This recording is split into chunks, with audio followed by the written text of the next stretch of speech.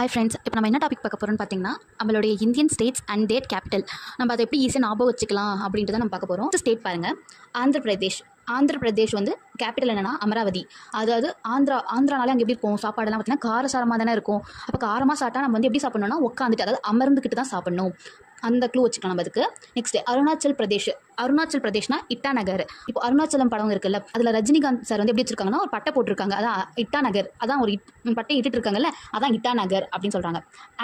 அசாம்னா டிஸ்பூர், டிஸ். ஓகேங்களா, இந்த மாதிரி நான் வச்சுக்கலாம். நெக்ஸ்ட் பீகார்னா பட்னா.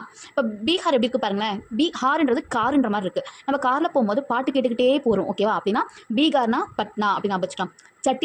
சத்தீஸ்கர்னா வந்து ராய்ப்பூர். நம்ம வந்து வீட்டில் சட்டி இருக்குன்னு வச்சுக்கோங்களேன், அதில் வந்து நம்ம ஏதாவது செஞ்சாங்கன்னா வந்து ராயிறாங்க அப்படின்னு சில பேர் சொல்லுவாங்கல்ல, அது சட்டியில் ராயிறாங்க. ஓகேங்களா. கோவானா பனாஜி. அதாவது கோவாவுக்கு போனால் நிறைய பேருக்கு ஆசை இருக்கும், ஆனால் எப்படி போகிறது, பணம் இருந்தால்